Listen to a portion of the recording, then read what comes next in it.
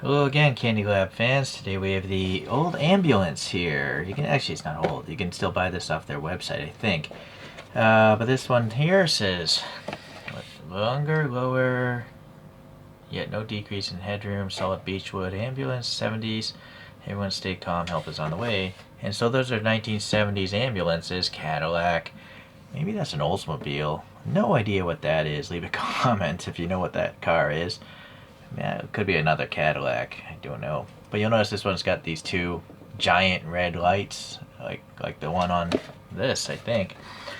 All right, so these toys here, they're meant for little toddlers to roll around. They meet 2008 safety standards, and yeah, CE approval, UK stuff there. This particular one, I guess, originally came out maybe in 2021. Alright, so there's a little finger pull here, so I'm going to push it on this side. It's very tight though. Is there tape? No, it's just super tight. So we have a standard short box here, and then there's a... Wow, why is this so far forward? I almost feel like this was put in backwards. I don't know if the dealer opened this thing up and had it on display. Anyways, you gotta flex out the box to get to these tabs and get it out from under there. There you go. And then you got this rubber band here.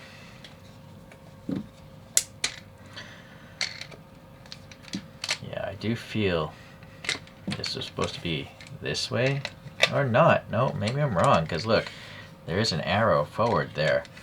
I guess it just wasn't... Yeah, it could have easily been centered, but oh, because the tab is here, it pulled itself forward as the rubber band evened its tension out.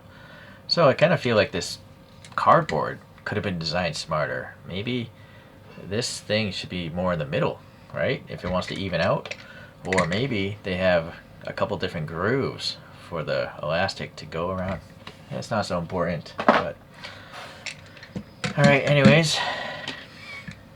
I think we can remove these photos, right? I think we can clearly see 1970s ambulances in there, back when there were still station wagons instead of vans. Or maybe they did have vans in certain areas, but I was too young to know. So on the bottom here, we do have the CandyLab branding with their little logo there, and design in Brooklyn, and some sort of lot number. Sadly, a bunch of scratches. These are handmade, so you're not going to get a perfect one. There might actually even be paint missing from this because the wood contracts and expands with temperature changes. But so far, so good. The tampo printing here of this cross is nice. It's running 18 by 9 millimeter tires, I guess. The 18, I think, is the wheel diameter. The 9 is the width of the tire. It says Candy Grip, and you got these big domed hubcap things that are really just the nail or screw that the axle is. And then all these CandyLabs have this movement, I guess, to help it roll over uneven surfaces. And all CandyLabs seem to also have a chamfered body. They're not vertical, right? So you can see the axle is actually angled. It's got positive camber. It's kind of weird, but it's definitely unique. Alright, so the front end is quite plain. You just got a big white light bar, I guess, for the headlights and the grille. And yeah, so that's not even vertical either. That's a slight angling that way. Interesting. So the rears, it's got two chamfers as well, and it's like filleted. But actually, now I can feel here, you'll see it's quite different. It's not a flat across. So this is really cool cutting work or machining work. I don't know how they do this, if it's a CNC thing, or I would have to assume so. So the taillights are white and, well, not perfectly painted, being hand done. This is perfectly printed though, that's nice. But sadly here you can see the wood glue seeped out, or some sort of fungus. Maybe there's some moisture. Boy, hold on. I gotta get a, hold on a second. A wet Q-tip. Whoop. Hopefully I can get rid of all of that. Eee. Mold, maybe? I got this from the Good Tree PH, which is an official dealer in the Philippines. And so it's humid in the tropics. I know because I live in the tropics. I live a few countries away, so Alright, so there's a lot of it cleaned up, but yeah, you can see the paint's chipping off from the expansion of the wood, I think. So Tampo printed, very nice, ambulance, and then it's got a funky design work here where this front area is a totally separate piece of wood. It's actually a little bit wider on purpose than the rear part. It gives it an interesting little design detail. And it overhangs as well, and so you can see it's hand cut, and maybe the wood warped a little bit after the cutting. A little paint missing there, a little more seepage of dust and stuff there. Oh boy, hold on. Alright, well, pleasantly. Okay. Get all nice as we can for review. Okay, yeah, so a little bit gappy. The wood warps as it dries out. Yeah, so some gaps and stuff, but nice little chamfers, actually a little dent there. You can see a little bit of wood grain for sure on this cutting surface. And then the top, ambulance backwards. It would have been cooler if this ambulance was printed right here, because, you know, when you're looking in the rear view mirror of a car, you would never see the ambulance on the top of the thing, right? So, yeah, that text would have been a lot better served to be right there, so. Alright, so now we have this, it's only one light. I thought it would have two. Maybe the police car has two. But anyways, nice solid translucent red thing with a funky little air bubble in there. It looks like a raindrop almost. Yeah, that's interesting. It gives it a little bit of a extra detail. Let's put a flashlight to it and see what it. Yeah, okay. So that didn't really do as much as I thought it would because it's very transparent.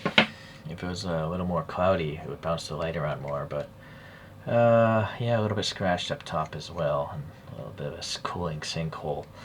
And the bottom, though, I think is aluminum, so it looks like maybe it's a milled aluminum, and this is put into it. So it does have an ID number, 98, or possibly 86. Maybe those numbers could have been, I don't know if that was intentional to be two different numbers, or maybe they could have picked 77, which is a little bit, you know, more, there's no ways around 77 being it. Some air pockets popping out, I guess, from maybe the wood degassing, I don't know, or some contaminants in the paint. Okay, well, I've actually seen worse as far as the paint quality goes. This is actually not many problems. A few minor chips and stuff and whatever that weirdness was there, but I have two other ones that have worse paint. So, I don't like really bashing on brands unless they're, well, I guess I have to call it to people's attention. These are designed as toddler toys. They're not designed as adult collectibles. That's what I've come to realize, I think. The reason why is, see, the paint is all chipping off. If this brand really wanted these to be preserved long term, I think they would clear coat this paint. They would just clear coat the whole thing in a super thick clear coat to trap in all the color and allow more chip resistance. This one literally has a real wood veneer, but is peeling off because of the adhesive. So that again tells me this brand isn't really thinking about longevity. They're just trying to get cool toys into kids' hands. So, but I want to bring it up because if you're an adult that wants to collect something and keep it long term, this brand might not be for you. Here's a drifter. This thing is still available on their website, and this is very expensive in the realm of things. And look, this corner, the paint's chipped off. Also this corner, the paint's chipped off.